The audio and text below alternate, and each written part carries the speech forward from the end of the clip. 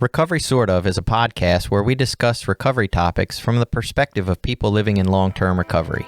This podcast does not intend to represent the views of any particular group, organization, or fellowship. The attitudes expressed are solely the opinion of its contributors. Be advised, there may be strong language or topics of an adult nature.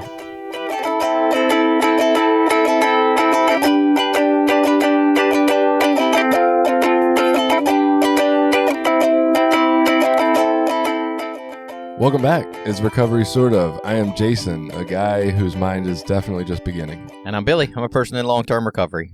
I'm Caroline. I'm also a person in long-term recovery. My name's Dave. I'm in long-term recovery, and I'm also a Zen Buddhist priest. I just want to be like that guy from The Simpsons, the Troy McClure. Like, hi, I'm Troy McClure. We've had Dave on such episodes such as... I don't know why. It just makes me want to do that. So, yeah, we have Dave on. Dave's been here before. We talked about spiritual bypassing and I think meditation the first time. Yeah. First time, yeah, it was kind of Zen and recovery. Yeah. So it's been cool. And if you enjoy this episode, those are two good other ones to check out. But today we're going to talk about beginner's mind, and Dave's gonna teach us about it.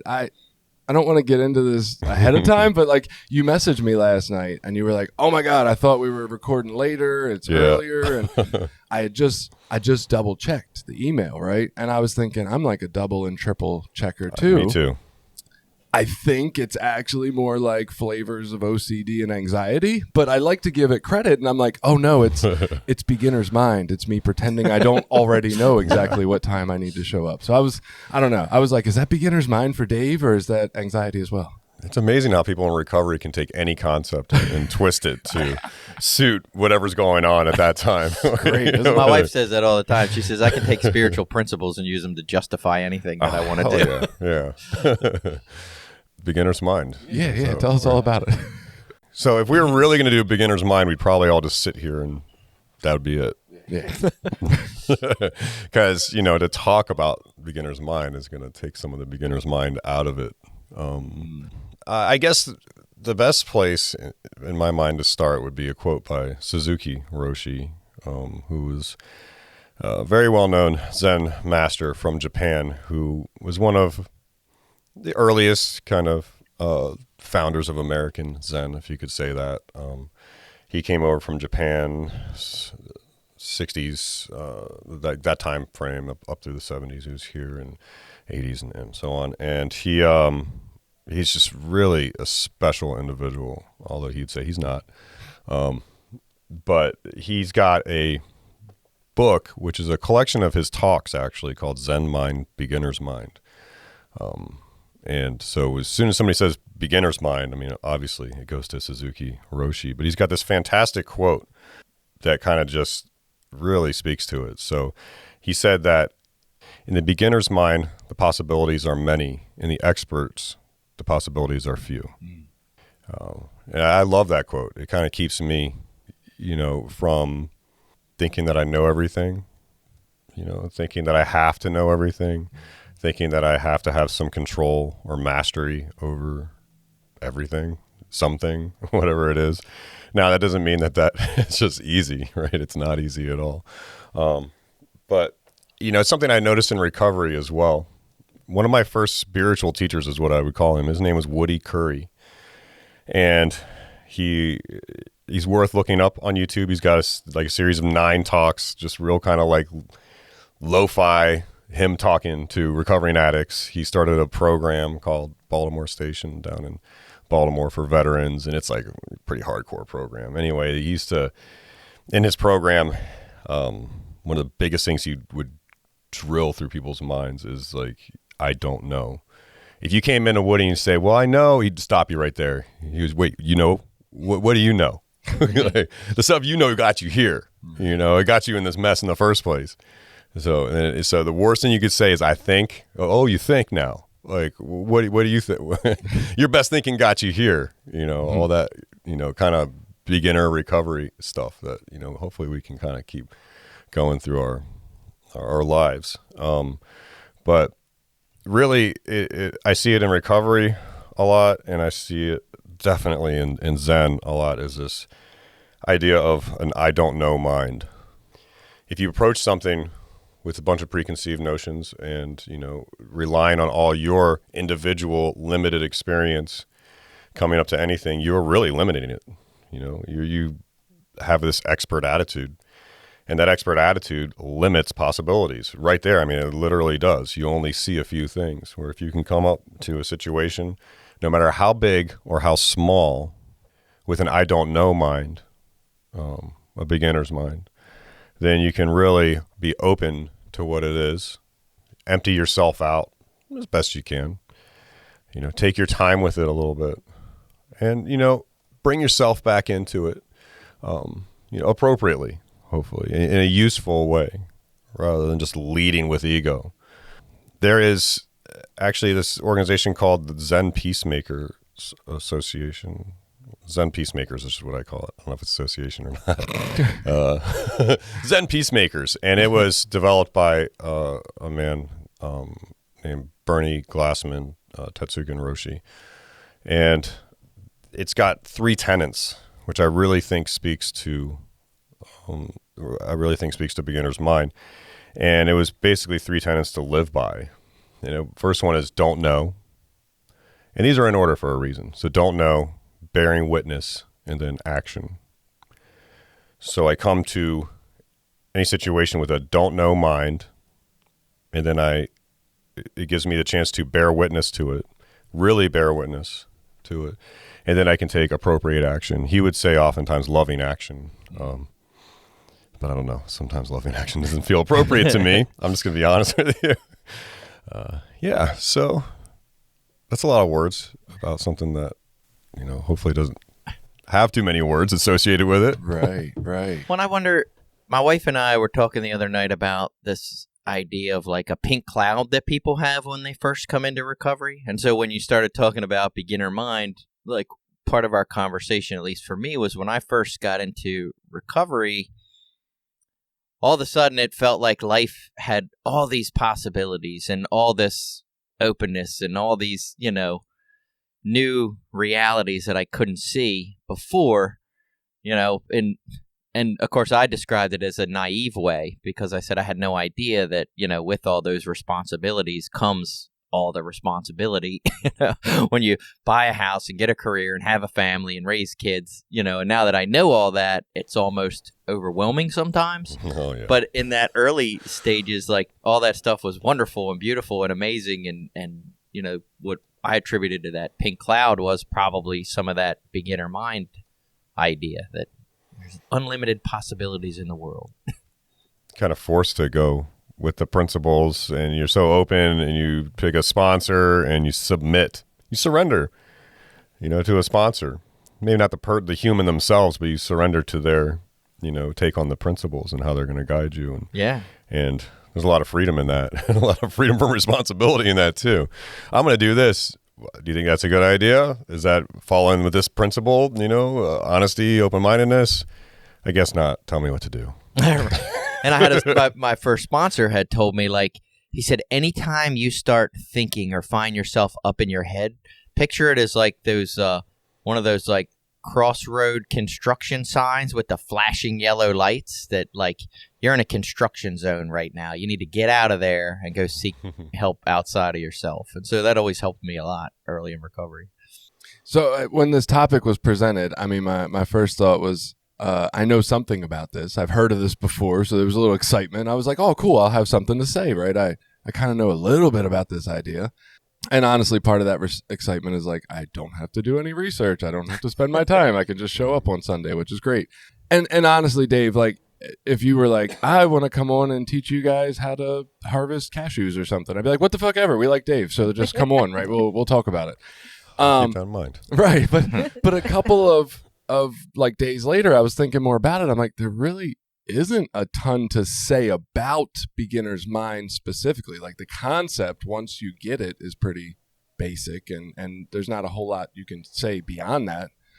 But I was thinking maybe we could talk through how this shows up in the world in different scenarios for people to see it more clearly. Because I think that's what maybe recovery in general and even, mental health work more specifically, it's really about these like concepts that we can understand, but we still don't see them on a daily basis. You know what I mean? Like even I'm thinking in therapy where we can see and rationally understand where something that happened in our lives at some point kind of affects and impacts the way we react today, but sometimes we can't necessarily see it in action the same way, even though we understand the concept of how it works. So that's what I was hoping, I guess, for this was talking through some of the places and ways we see it show up in our lives. And not. There's a lot of value, I feel like, in talking about what's not beginner's mind as well. So this is one of those things that you can never really master, I think. I think most people will tell you that. In Zen, they talk a lot about, you don't say you're enlightened, right? Because you're enlightening. To be enlightened is really just when you're practicing, that's enlightenment. So it's an action. It's something that you do. It's something that you practice. And it just reminds me of, I was a kayak guide and instructor, and your basic front stroke to move the kayak forward. People that have all the certifications in the world, master kayakers, they still say, I'm still working on my basic front stroke. You can never get it absolutely perfect. Always working on that. And I think this beginner's mind is definitely one of those types of ways of being, something that you never arrive. Right. You might have moments where I did a good job with that. Maybe if you're like me, a lot of moments were like, shit, if I even catch it, then I'm not doing that, which is probably most of the time. But you have to practice.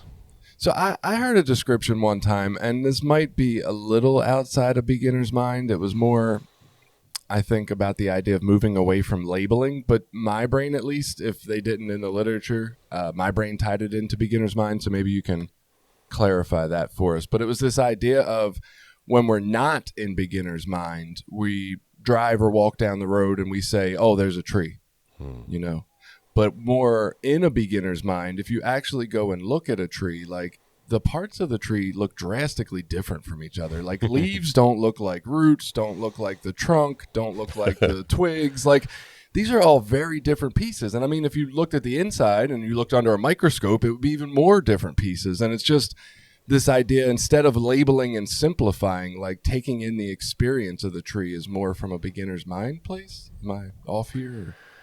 I could get so zen-y with this. It's my teacher, sometimes when we start going off on these fasts, my teacher's voice is in my head. My teacher is Shuzan Roshi from Soji Zen Center in Lansdowne, PA. He's a great teacher. He's like, that sounds very zen-y. But I'm going to say something zen-y, then like Suzuki Roshi may say, because I've heard him say things just like this, maybe about a bird or something else, that once you let go of the idea of tree, by dropping the label of tree and everything that you think you know about tree, at some point when you free yourself enough, you realize that you are tree, and tree is you. He's got this beautiful super mini little thing. People should look it up about a bird and a bird on your roof that's bothering you. But then once you realize that you are the bird and the bird is in your heart, it's just so eloquent. But really, by dropping that label, you can really lose your idea of yourself as well. Super practical all the time? Maybe not. That's the thing with this stuff. We could be all often Zen-y land, and that's wonderful. It's great. It's wonderful to see things from an ultimate reality type of side, if you can say that. At the same time, when I'm driving my car and I look back at my kid because they're doing something terrible back there or whatever, or they just won't shut up, screaming and stuff, and then I look and maybe I've drifted over a couple feet across the white line and I see tree, I want to know that's tree. Right. I'm going to label tree, move my truck back onto the right. Maybe Zen worked better when there wasn't moving vehicles. Like if you walked into a tree, that's not that big a deal. Or oncoming person. I now realize I am tree. I literally become tree. I am tree. Like in all senses. Tree and relatively I are one. And from the absolute perspective, I'm literally tree now. I am one with tree. So, that's the thing. I think it's really important just to kind of look at a lot of these things without kind of absolutes or extremes, like all my cards in one, or all my things in one basket, right? Or all my things in another idea basket, right? These are all just concepts.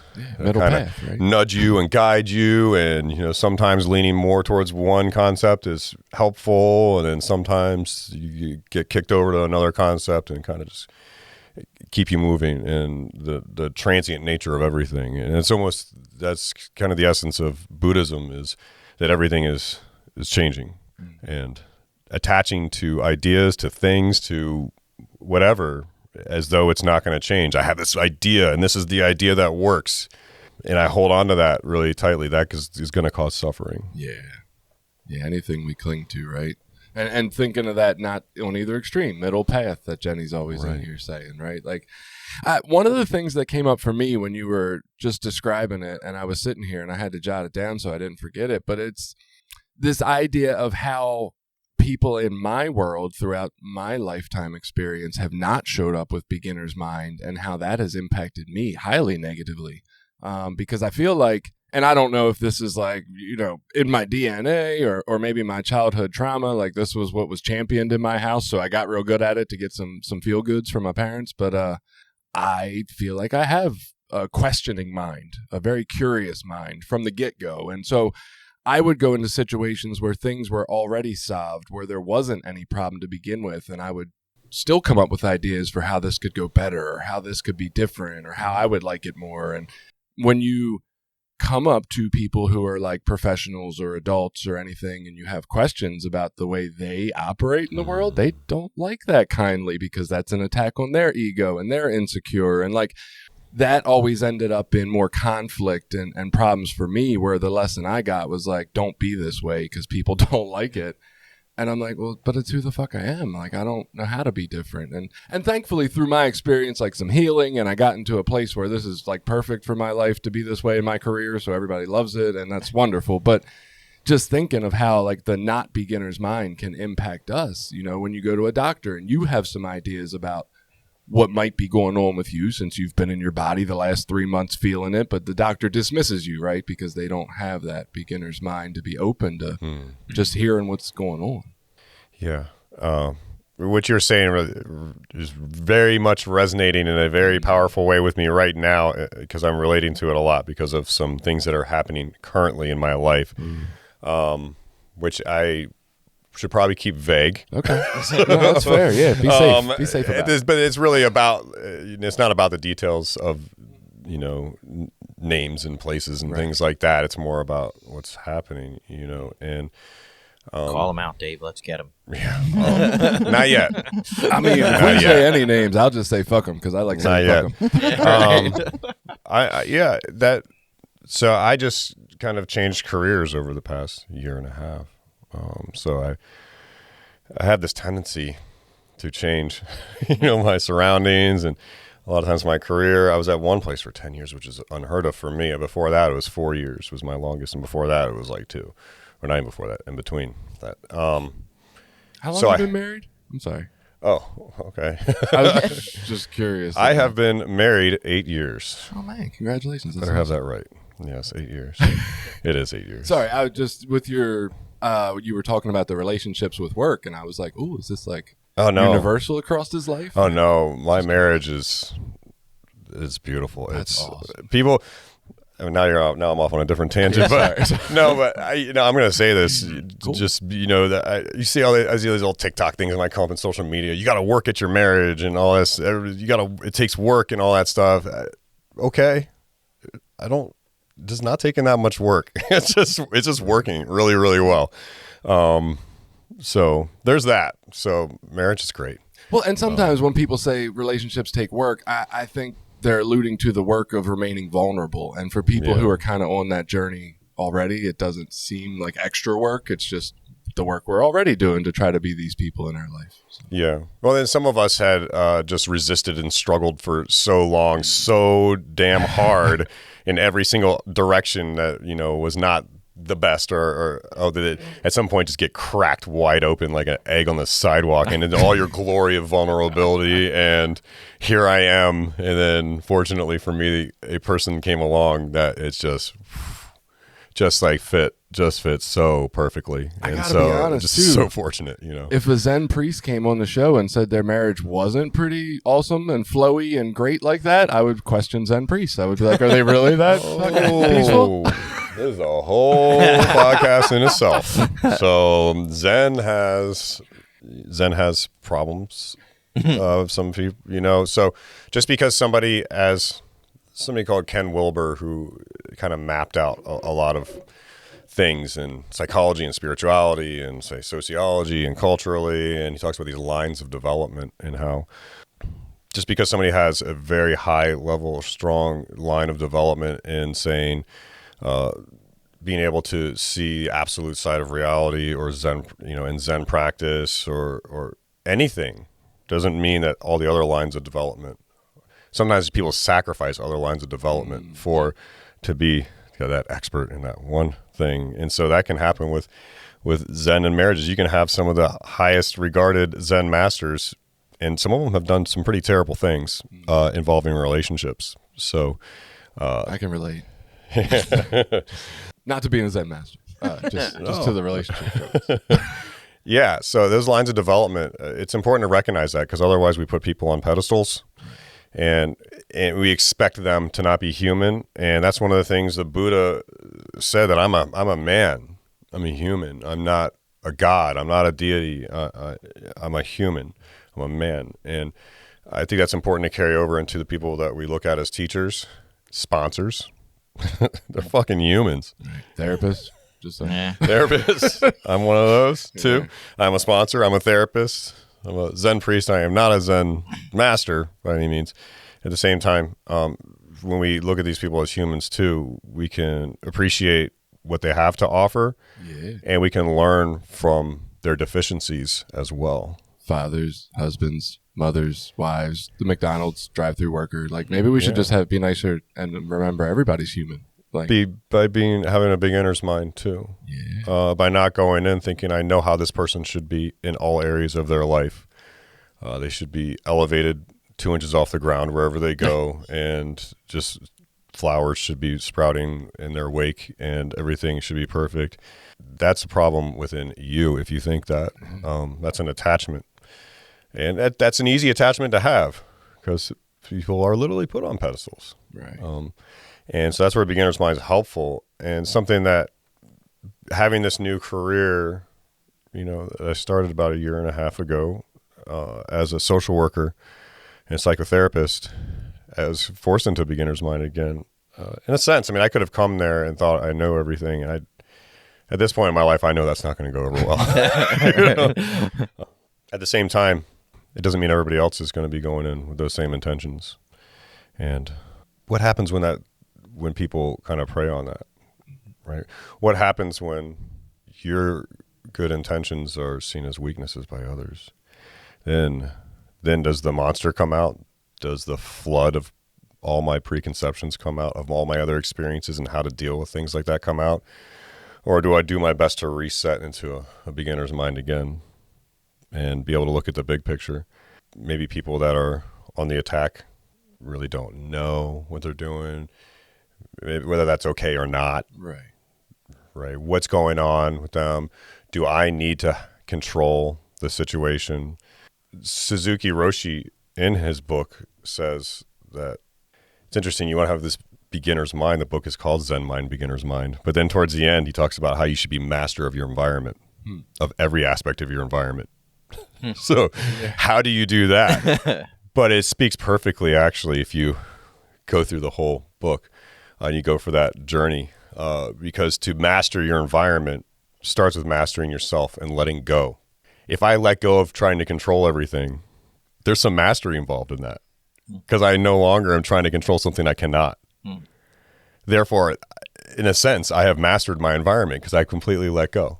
Does that make sense? Yeah, it's kind of what I was thinking when you said you can't master beginner's mind. I was like, well, that would defeat the purpose. Like, the whole point is like kind of to remain in this pliable, unattached, just sort of place, What I don't remember who it was, but one of the guys said, it's an easy secret. I just don't mind what happens.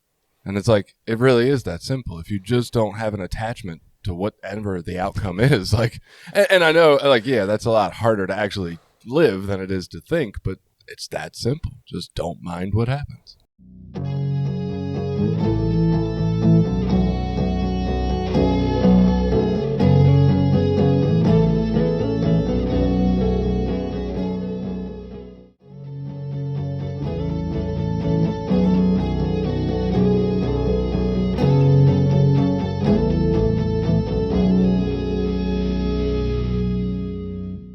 There's a trend right now that brings me to, you Okay. know, on the internet where it's Fuck it. no, where it's a wife, and the trend is that it's a wife saying like how she feels anxious or things are problematic right now. I feel like anxious or bound up inside or whatever, blah blah blah. These kind of associated negative emotions, and she's like, but thank goodness my husband just, you know, took care of all that for me, because he said, oh, just don't worry about it so much. She's like, thank goodness, because of that I'm now fine. And I was like, oh, I totally appreciate that. Yeah. I feel like the wife in that, like, a lot. You know, That's funny. And I guess another thing I was thinking when you were talking about, like, in response to my Zen priests not being okay in their marriage comment, which was more for humor than anything, but it made me think that even in gaining a really deep intellectual or bodily experience of beginner's mind, or of letting go of attaching to things, doesn't necessarily also mean we have put in the effort or work to monitor and regulate our nervous system, right? Like, different body parts operate. And so you were saying we might spend so much time in this one pursuit of, you know, knowing more or mastery, that we kind of miss out on the other one. So maybe like an overdeveloped, you know, sense of Zen understanding might mean that we also can't control our nervous system reaction to survival states and, you know, anger and depression. And that would be another place where I would think, yeah, that's great that this person knows so much, but they can't apply it all the time. yeah. And going back to what Suzuki Roshi, you know, brings up time and time again in his talks in that book, is returning to the breath. You know, we can have all these ideas but this is all words. Right. In attachment to words, I mean, it's not, you know, you can't drink the word water. You heard that in the rooms, I'm sure, you know, all the cliches that are so annoying but so true at the same time. Yeah. One of these days I have this idea, and I shouldn't say it, I should just do it, but too bad. I'm gonna go to a meeting and somebody's asked me to be a speaker, and I'm literally gonna get up for 25 minutes and just say cliches one after another. Oh, those people definitely exist. I've heard them. Doing it intentionally or doing they it get lots of unintentionally? claps and everything. Yeah. I'm gonna try it then. You heard it here first. Gotta go to more city meetings. You'll see it a lot. Yeah. But literally no anything in between. Substance. Literally just that. Can't drink the word water. The therapeutic value of one adding up on it. You know, just firing them. Anyway. I have never heard you can't drink the word water. Oh, you have it? Not in a meeting, no. No. Maybe that was a Woody thing. That was the guy I was talking about, Woody. This guy was amazing. Just from the streets of Baltimore. Really, I suggest looking up Woody Curry, Curry, on YouTube, and he's got these real lo-fi talks, like I was saying. So glad somebody recorded him, because I went to 1,000 of his talks in person. He's deceased now. He died of cancer a handful of years ago. But just one of, like, from the streets of Baltimore, hardcore gangster, went to Vietnam, you know, combat in the early part of Vietnam, being a door gunner, came back, heroin trade, things I guess I'm not supposed to say on the internet, but I don't know if it matters now, but, like, you know, back in the day, like, police supplying him with heroin to sell on the streets, like, OG for real. Ended up in a homeless shelter, and then used his GI Bill and his VA benefits to get like 4 or 5 master's degrees. And one of them was social work too, and became a therapist and took over the shelter and turned it into one of the most successful programs that there is in the world. I want to say the world. It's got an 80% success rate. Yeah. Of course, you have to stay there for 2 years to complete the program. But anyway, yeah. So Woody had a lot of knowledge like that, and can't drink the word water. But it's a really important thing to think about, in a sense, because we can really hold on to words. Beginner's mind, you know, what is it? Rather than just kind of be it. Return to the breath, because the breath is not a word. It's something you're doing all the time. the importance of that. We can get lost in that, especially as you progress in, say, recovery, or especially Zen. In my case, there can be so much attachment to the forms. There's a teaching in Buddhism about going to the other shore, and you're crossing this river and you have this boat, and the boat is the vehicle to get you to the other shore.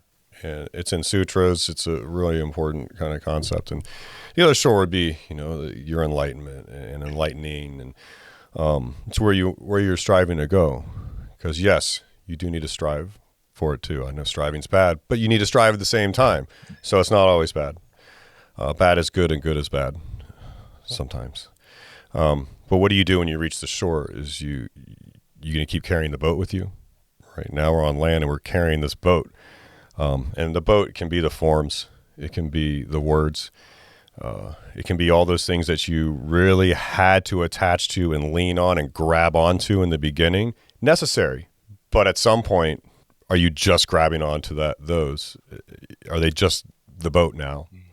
And I'm on land, I've got this big-ass rowboat, and it's weighing me down instead of freeing myself because I used it to get to where I need to go. And the boat is there. There'll be another stream. I'll get another boat. Fear of a lack of resources. Well, I was thinking of something I heard early in recovery, and I don't know if this, and I still hear it now. I still use it now a lot, and I don't know if this beginner mind seems to me like it might be. That idea that, like, I'm driving down the road in traffic and somebody cuts me off and I get all angry and mad, but then I sort of, like, remind myself, like, oh, maybe they're not an asshole. Maybe something happened to their wife or something. There's a family emergency and they're trying to get to where they need to go. So maybe they're doing this action for a reason, not just because I think they're an asshole. And when I can do that, I free myself of that anxiety and that anger and resentment. And I can just let them go down the road and do whatever they're doing. That's so important. Yeah. For me, I'll just speak about my experience. For somebody like me, maybe it's the Marine in me. I was in the Marines and warrior culture and fight. You're coming at me. I'm not freezing. I'm not running away. I'm running towards it. I went in the Marines at 17, brain still forming. That was never going away in me.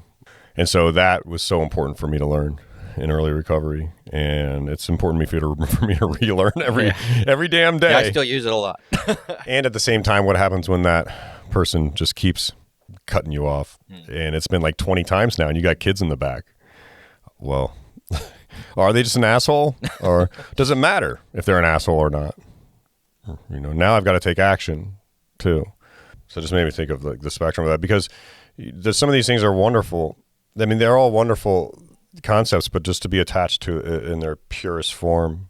What happens when the rubber meets the road too, right? So one of the things beginner's minds remind me about in the rooms when you first get there, and this is an old one, right? Take the cotton out of your ears and put it in your mouth or whatever.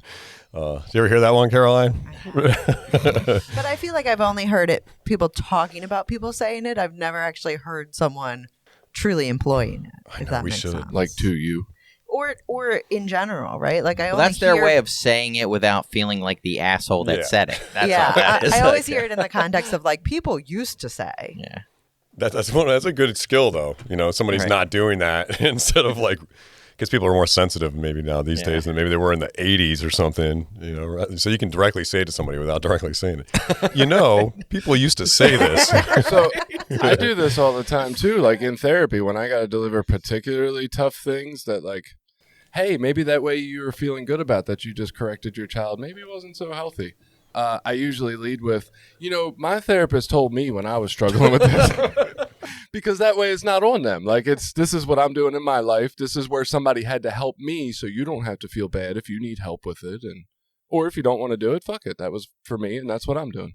That's why a treatment team is great too for like certain like disciplinary things. Right. So I mean, I work on a residential unit, and so I can defer a lot of responsibility to the treatment team decision, which is great because I need to maintain this therapeutic relationship with somebody, and you're about to go on a behavior change plan, which is not a good thing. Right. It means you can't go do things, and you're restricted now. You're on restriction basically, and for me to be like talking about the deepest, most difficult things in your life, maybe you're hearing voices, maybe you're abused. Maybe I just did a CPS call for the abuse you had as a child, and you're you've been holding on to this till you're 55 years old now, and you never told anybody, and you just told me. But you're also going on restriction. It was out of my control. I'm sorry. You defer responsibility. Yeah. We go meet with the treatment team. The treatment team's like, you need to go on restriction. Like, do you want to talk about that? Do you want to process that? Rather than me. I don't even know how we got on that. So I know this wasn't like the message you hoped we got out of this, so I'm sorry in advance. But when you were talking about the Larry guy who was like a gangster and everything. Woody, sorry. The Woody guy. So I was like, over here, and I was still like my beginner's mind thing. One of the other things, moving away from labels, one of the first things people taught me about meditation was like, if you have an itch, experience the itch without having to label it itch, it's still one of the most fascinating concepts to me, because I don't think most people, and I surely didn't before that moment, I have never, ever, ever thought more about an itch. It's a fucking itch. I just scratch it. This is how it works, right? But to come with that beginner's mind of like, well, what is it like if I don't scratch it? How long can I tolerate it? What's the experience actually feel like in my body? What's the sensation of what that is, right? And so you were talking about Woody and this gangster dude, and I was picturing him being really mindful in a moment of like experiencing heroin, and he's like, this drip is really bitter. I don't know why, but that's what I got out of what you said. He was known on the streets for a lot of those things, but also having a stack of books along the wall from the floor to the ceiling. And so the story is, of course, because this guy's larger than life. He would use, and rather than using like being laying in the gutter, he'd be reading these incredible philosophy books. Yeah. But he sure talked like it was true. Very special person, and like a Yoda type person. He's the Chuck Norris of Buddhism. Yeah. So, but this is the thing from people that come from experience. Right. So this is one of the things with the beginner's minds, allows us to experience rather than, you may know this from therapy too. The goal for me to set up an environment, set up a situation or circumstances for the patient, client, whatever you want to call them, to figure out their own truths or to find their own way. If I just tell them that, then it doesn't sink in. I mean, there's lots of evidence that it doesn't really have long-lasting effect. Now, of course, in the program, people tell you stuff, but how often do they tell you those things? I mean, for years. I mean, I'm still getting told some of the same things because I still need to hear some of the same things because I think that for as amazing as recovering addicts are, we're also can be very dense in some ways. Not so much dense, but like blocked. Yeah. Like fighters, right? We're going to fight it, rather than accept it. I'm starting to look at that a little different, actually. Yeah. I'm starting to think like some trauma causes you to act in ways where you suppress feelings, you feel depression, you feel anxiety, stuff like that. But some other trauma is kind of so deep, we form our personality traits around it. And I think that's more of like personality disorders, or at least some spectrum of having a flavor of that. And I think those are a lot fucking tougher to change. I don't know. Personality disorders? Yeah, like, or just even having flavors. Some seem impossible to change. Exactly. Well, that's how I'm picturing, like, maybe our struggles are more that than it is us just not getting this shit right or hearing that message well enough or enough time. You know what I mean? Like, it's hard, man. It is. And I'm doing a lot of work still in IFS therapy, internal family systems. And wow, that is... I've got a therapist who is also a Buddhist teacher in his own right, not from Zen, from another tradition, which was important for me because Zen is like, this is how I see Zen. So any of the Zen folks out there that want to disagree with me, wonderful. I accept that and I still love you. But to me, Zen is about truth. Truth first, and then compassion will come from the truth. Whereas like Vipassana, I don't have a lot of experience in that, but from my listening to people that are involved in some of those other traditions, it's kind of like compassion leads, and everything else comes. And we're kind of like truth, and then that will make compassion happen. It's just a different take because sometimes compassion is a stick. Like we've got a Kiyosaku stick in Zen, and I will hit you with a stick. Of course, in America, you have to ask for kindness, it because we want to get sued. It's a wooden stick, about this long, about as long as my arm, maybe. And in Japan, they in a monastery they'll just beat you with it. Like, you're not moving fast enough. They hit you with a stick. Compassion. I know this is Buddhism, the peaceful Buddhism, but it is a stick of compassion or the encouragement stick. But when you're sitting there staring at the floor for, it's day 4 of a retreat where you're sitting there staring at the floor for the better part of 5:30 a.m. to 9 p.m. at night, at some point getting hit with a stick in your shoulders as it feels up here by your neck feels really good. It wakes you up. It's something. Right. Something. The Some sound kind of of it can stimulation. snap you out. Where are we going? IFS, though, has been really important for that because for those that don't know, aren't familiar with IFS, it's just an amazing therapy. And maybe it's not for everyone. It's probably not every therapy is for everyone. And this one, certainly many people may have a lot of resistance to it because it does involve, my experience with it involves me closing my eyes. And I call it going to this IFS space. Just my word for it. Right. But I close my eyes and I'm literally working with parts of my inner being in myself. And I go into this, my therapist calls it a self-energy. And that is kind of the ultimate in this beginner's mind, this don't know mind. Because it's not that self-energy is really no words, kind of no thinking. It's this consciousness. It's really the center of who you are. Right. But it's not even that it doesn't know or has a beginner's mind. It doesn't need an expert mind or beginner's mind. It doesn't know or not know. It's none of those things. It's almost like it's just awareness. Yeah. And at least. Yeah. It's definitely that and everything in a sense. Right. But then we have these parts that we developed, a lot of them from trauma, and these protector parts, which are oftentimes in relation to adversity or trauma. I use the word trauma very carefully now, having been a trauma therapist for a year before this. Adversity is also another good word. And these protector parts are the ones that come in and try to protect you and kind of might come in. For me, it comes in, kind of tries to own the situation, tell it like it is. This is how I see it. Here's why. This is how it is. Deal with it. And sometimes that works really, really well. Sometimes it doesn't, And so having these parts that have developed and learning to work with them and learning to care for them, you could do a whole 6-series podcast on this stuff. I know. I keep wanting to find the right, quote unquote expert. Yeah. That's the tricky part. Interesting. I know some people. Okay. We'll talk that might be. Because that would be.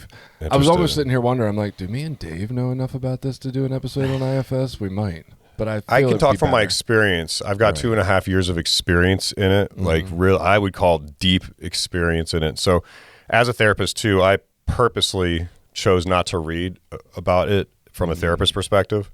I just wanted to experience it full beginner's mind. Right. Perfect example for me in beginner's mind.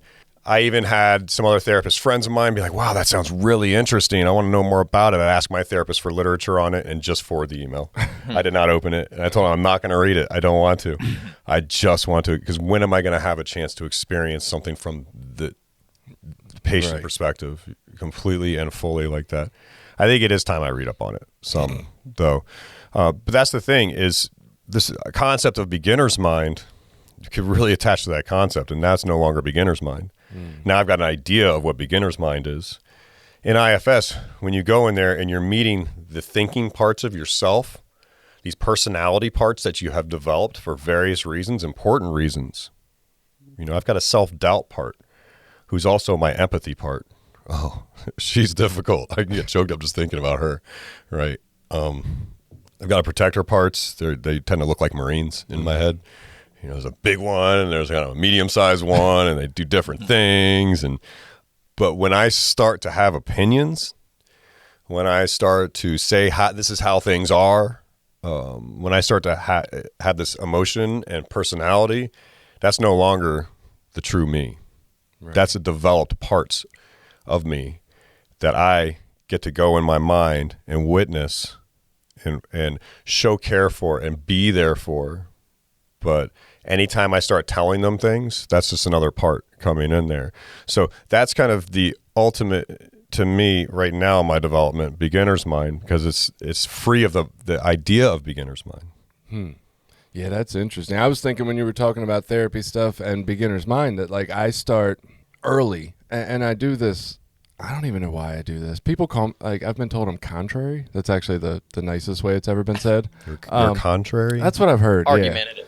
Yeah. I just Contrarious. Yeah, I come from Contrarian. That's the word I'm looking for. I love that word. So yeah, I show up and people come in and it's like the first or second time they saw me and I'm like, oh, how's your week been? And they're like, oh, well, the dogs didn't mess on the floor this week, so that's good. And instantly, for some reason in me, my response is always, is it? like, and I don't know why, but it's always my response. Like when people take things and they just say, so this is good or this is bad, and I'm always just like, but is it? Have we actually thought about this? And I'm sure people get annoyed as fuck by that frequently because it just seems like let's move on past this and get to the real substance of what I wanted to talk about. But I have had some interesting conversations about, is this actually good or bad in your life? And what's the other pieces of it? And was it actually you who wanted that or some part of you that, was formed in your childhood that made you feel like you got validation?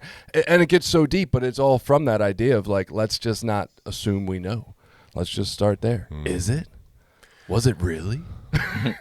We'll see. There's a Zen story. I just call it We'll See. And it's a very important one of those little Zen stories. They're so like illustrative. And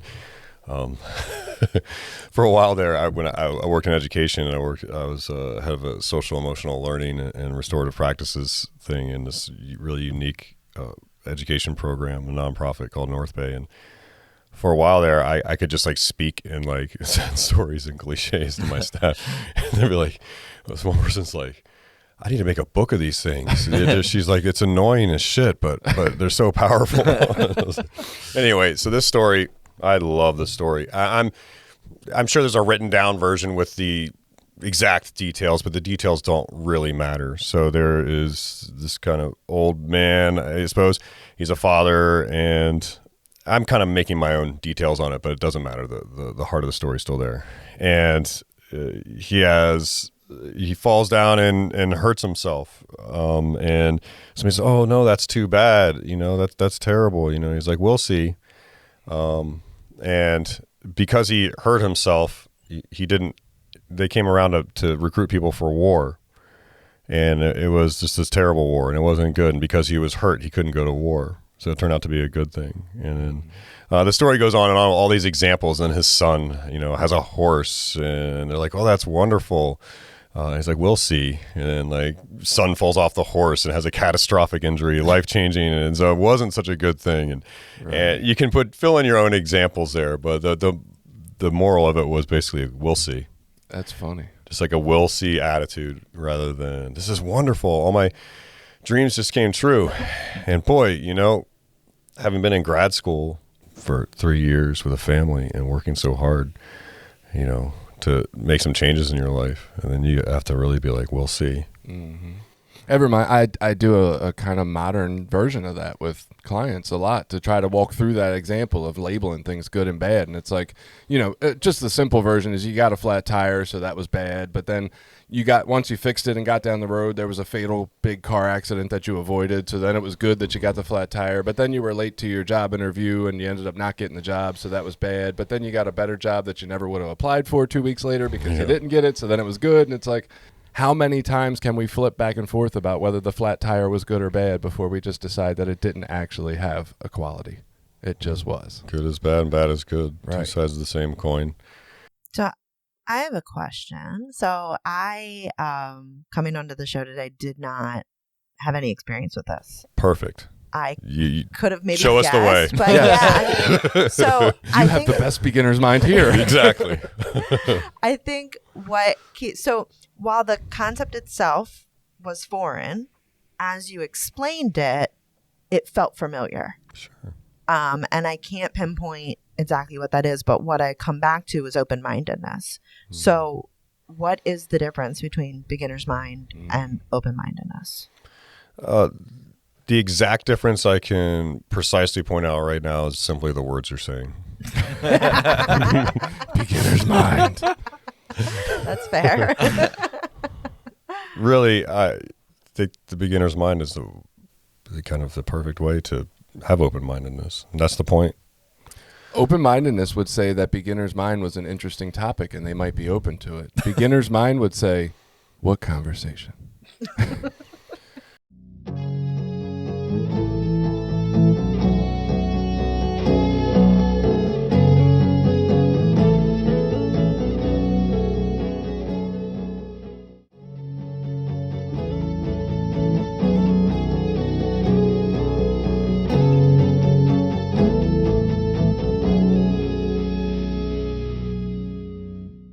I really do like the Zen peacemaker tenets, like approaching every situation with first don't know mind. I don't know mind. I'm just walking in here and I don't know. Even though I think I do. There's a whole bunch of parts inside of me that though they know. They think they know. But I'm going to let go of that as best I can and don't know mind. How much more open? That's really open to the experience and the everything. And then just bearing witness is kind of a continuation of that. So not only am I going to walk in here with beginner's mind and open-mindedness, I'm going to do my best to maintain that for a period of time. Then I can take, hopefully, the best action. Well, in my experience in recovery, I think helped me with that concept a lot, because when I came into recovery, they kind of told me, like you had mentioned earlier, like, your best thinking got you here. You don't always know what you think you know. You don't even know what's best for you most of the time. So, you need to get out of your own way and listen to other people and be open to ideas. And when I could look at the obvious wreckage in my life, it was like, yeah, maybe that's true, And that concept still can apply in my life today. I can still see areas where I have problems and I don't always even recognize that they're problems, so I don't even recognize that they need changed. But by staying connected in recovery or around like people who are living spiritually, they can help kind of point out these areas. And if I'm really being humble and honest with myself, then I'll be willing to take a look and maybe do some work on it. Right, because what do we really want in recovery? What's the point? It's not to not use chemicals and things. That's an important part of it, but that's not the point. Reminds me when I first became a formal student at my Zen center at my Sangha, and you have to do this thing called Tangaryo, where it's an old tradition where for us in our level, we would sit there for, I think it's about 9 hours and stare at the floor and meditate. You've got like a 30-minute lunch break, 20-minute lunch break in the middle there. But it's not like walking meditation to break it up. If you need to go to the bathroom, you go to the bathroom. I mean, it's not sadistic, right? If you are so cramped up, get up, stretch the cramp out, sit back down. But that's the point. You sit there and don't move as best you can. And it actually came from monasteries where they would do that for like 3 or 5 days, sitting outside. You've seen Fight Club? We've seen Fight Club where they're standing outside the house to get in. They're like, get out of here, you suck. And they just got to stand there. That's totally stolen from Zen. 100%. Literally at the monasteries, they would do that. And they tell you, you're not good enough to be here. You can't do this. And just like destroy you while you sit there and just like take it for 3 to 5 days. Snow, rain, like terrible. They might bring you some rice at night, to show compassion. Anyway, and then after I did that, and I'm raw, I mean, you go through all the stages, like Makyo, which is like hallucinations and things happen. And you stare at one thing long enough, especially when there's candles around and incense burning and it's a wooden floor. Stare at that thing long enough, you're going to see some shit move, at least. It's like seeing like Buddhist feet walking back and forth. And, like the floorboards like raised up like this, and you just like snap out of it. Drop them back down. It's normal. It's a normal process because your mind is going to add information because it's looking for information. But on the other side of that is great clarity. Once your mind gives that up, like this need to be processing, it's so crystal clear. At the same time, raw, super raw. And the teacher comes in and we talk for however long and asks me, why do I want to do this? And I didn't even think of, I just didn't know what to say. I was like, to be a better person. I just said words. Like I didn't mean it, or I didn't know what to say. I'm raw as shit. I just like went on this huge journey. Floorboards are rising up around me. There's like Buddha's feet pacing back and forth at times. It's starting to look like a charcoal drawing that's moving, and then all of a sudden everything gets clear and everything stops moving, and I have crystal clarity for like 3 of those hours, and no more like seeing things, no more thinking, none of that stuff. Everything is clear. And now this guy's just going to come in and talk to me. Anyway, and then he goes, well, it's not about that. It's about liberation. And I was like, of course it is. No shit. I'm in recovery. The reason I'm in recovery is not to stop doing certain things. It's for freedom. Same thing as liberation. That's why I chose Zen. It's to liberate myself. I was like, of course. I'm in recovery. I know. It's about freedom. That's why we're doing this. And that's one of the things beginner's mind and having that don't know mind offers us is freedom. So as you're describing this, there's a couple of things that are coming to mind for me, areas where I maybe do this a little bit, always could do it better, areas where I maybe don't do it so well. And it's interesting because what immediately came up for me was I think I'm relatively good at attempting this, not as much as I would like, but to a degree within my career. I'm pretty good at, coming into situations with humility and open-mindedness, allowing myself to learn from other people, kind of regardless of the level of experience I assume they're coming in with, right? Validating their experience as another person who has experience and can potentially teach me something. And I've always attributed that characteristic of myself at work as coming from recovery, principles that I've learned in recovery, open-mindedness, humility. But then what's funny is the flip side. When I think about where I'm probably haven't been good at doing this over the years, it's in recovery, where I can so easily, after, a number of years in the program, think, I know how this works. I know what this is. I don't need to take a fresh set of eyes to it, right? So that, and I'd say that I've gotten a little better with that, actually probably as a result of this podcast, right? First listening and then now being on the show more, it has forced me to challenge some of those closed-minded philosophies that I had or thoughts about the way recovery works. But over the years, that is probably the area where, I walk into a meeting and I think, I know this. I don't need to hear this again. I've heard this 100 times. There's nothing new to be gained. All of that kind of stuff is. So it's just so interesting that like the area that I attribute as having given me that in one area of my life is also the area where I probably am not doing it as well as I could be. We should put this in the description of our podcast, a beginner's mind take on recovery. I feel like that's kind of somewhere where we're coming from, like this idea of exploring things we thought we knew at a different level or different angle. Maybe it's not quite beginner's mind around it, but it's definitely moving in that direction from where I've been in my life around recovery. What was it supposed to be? I don't know. Recovery, sort of. That, I guess. So, right. I mean, that's the thing with recovery is that is our lives. Zen practice is my life. So just keep an eye on time. I did want to give this other one little piece, and I know you want to do an experience for us, so I'm don't want to miss out on that. I thought earlier on while you were talking, like, why do people want to have beginner's mind? And one of the things that came up for me would be going into relationships or into any new job or into any new experience, I'm going to have these old ways inside of me, right? Maybe it's from the ways my parents interacted with me. Maybe it's from the relationship my parents modeled for me.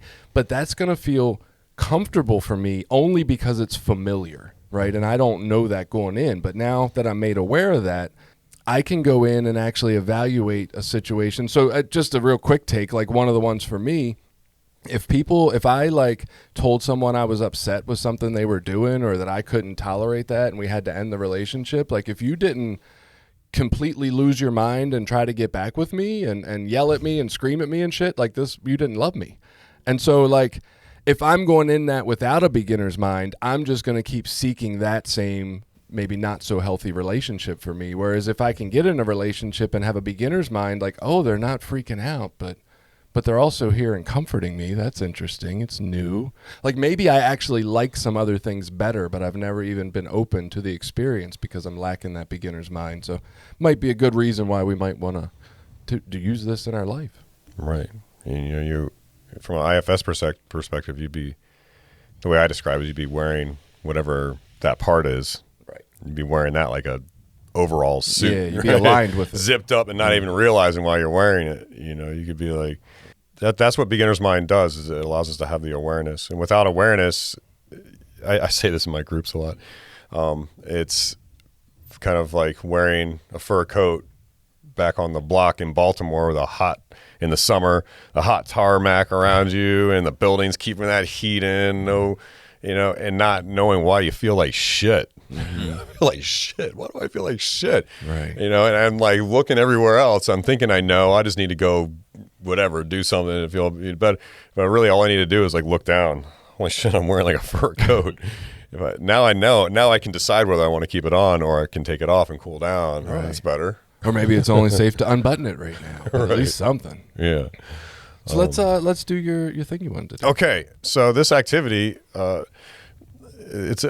love doing this. It illustrates this. Well, let's just do it and we'll see what it illustrates. So, two people. Do you guys want to do it? Sure. Yeah. You have to face each other, more or less. I mean, however you can work with the mics and face each other. Yeah, like 3/4 is fine. Great. So what we're gonna do is, this is called space counting. Okay. Space counting. Space counting. It needs the echoes when you talk about space. Get that in the edit. What we're gonna do is we'll do a practice round first, where you guys are gonna draw 1 through 10 in the air. So 1, 2, 3 in the air, and you're gonna race each other. Okay. Now it's up to you to be honest. Okay, so if you mess up a number, erase it and draw it again. Okay, God, I gotta erase it too. and as soon as you're done, raise your hand and we'll see who gets there first. All right, I'm gonna say, when I say go, you're gonna go. So you're gonna draw it in the air. He's got an advantage. Okay, Ready? ready? My right hand. Go. Okay, somebody won. Hopefully everybody was honest. All right, that's just practice. So I want to make sure I describe this well for people that aren't watching this on a screen. So they were drawing in the air, drawing the numbers in the air. They're facing each other now. Now I need somebody to volunteer to go first. I'll go first. Okay. You're really going to go at the same time, but you're going to kind of lead it. That's a better way to put it. So what Billy's going to do is Billy is going to draw in the air slowly, pretty big, be forgiving, make it big, numbers, and you're going to count to 10. Nice and easy and slow. What you're going to do is you're going to do the same thing he's doing, but you're going to do it the way he's doing it. So it's going to look different than what you're used to. All right, let's try that. Let's see how easy this is. And just go 1 to 10? Yep, go 1 to 10. So Jason just kind of doing his 2 backwards now, or trying to do it backwards. So Billy is drawing nice numbers in the air. Jason's trying to follow along. It's going kind of okay. No, do it at the same time. Same exact time. Sorry. Yeah. Oh, yeah. Oh, a little harder. Oh, he's erasing it in the air. Doing the same exact time. Okay. How was that? It's hard. Yeah. What's hard about it? Trying to know what he's going to do next if I'm doing it at the same time. Why do you have to know what he's doing next to do it? To follow at the exact same time seems impossible. Why? What's impossible about it? What stumbling blocks did you have? What happened when you were trying to do that? My finger wanted to make the number the way I always make the number. Whoa. But Billy makes his numbers different. He doesn't put a little circle squiggly at the bottom of his 2. There's no slash across his 7. I'm like, there's fucking 8 with the 2 bubbles. I'm like, you monster. Oh, really? He does that? Yeah. Oh, man. 2 circles. Judgments are flying. Right. Sideways infinity symbol, Billy. Jesus. But really, all you have to do is put your finger in the air across from his finger and follow the motions that he's doing.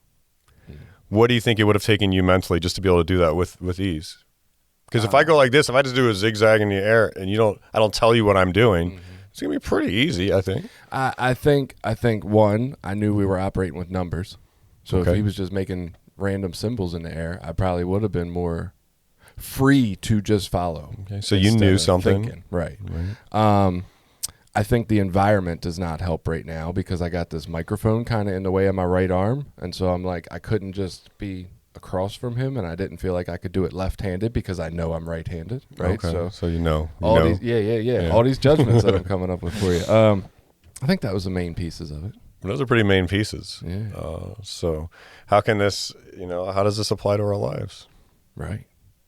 All the things I come in with that I'm not even aware of. Like I wasn't aware that knowing we were operating with numbers was going to impact my ability to follow it. You didn't know that I mean? people made 8s with 2 circles. I knew some people did. I just knew what I thought about them. I just knew that their age group usually. To me, that's like about relationships. You know what I mean? Like I think people generally come into relationships with the information that I have already. Right. You know what I mean? And a lot of times they're coming from a completely different place on what they think employee, friend, sponsor, husband, what those things mean. Right. And just an assumption that we mean the same thing. No, that's really, really good because I think that's hugely important. I constantly, and even with the awareness I do it, I still fall into the trap of making my experience generalized to everyone, right? Like, oh, they'll definitely feel this if I do this. No, they might fucking not. They might not give a shit at all if I do that. One of my favorite sayings, and this is exactly the opposite of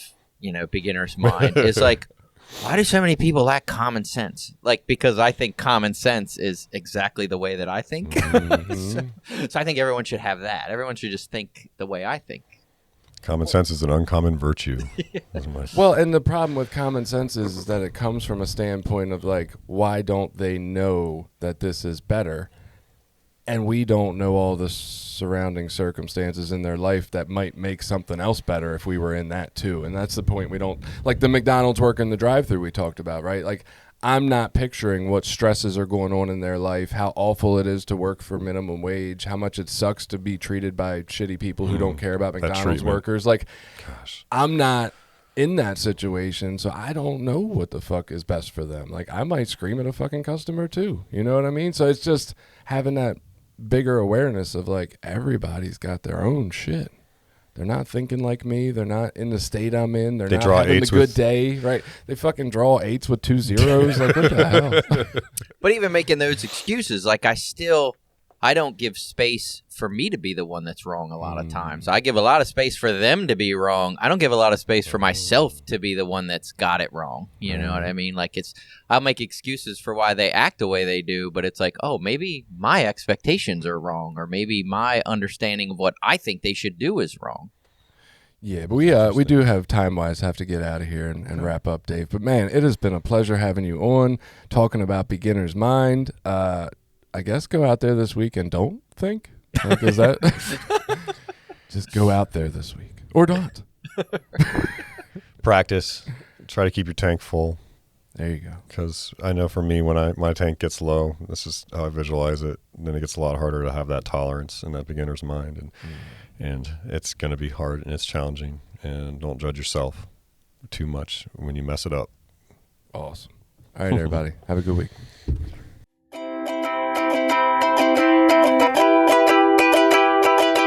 Did you like this episode? Share it with people you think might get something out of it. Check out the rest of our episodes at recoverysortof.com. Also, while you're there, you can find ways to link up with us on Facebook, Twitter, Instagram, Reddit, YouTube, anything. We're always looking for new ideas. Got an idea you want us to look into? Reach out to us.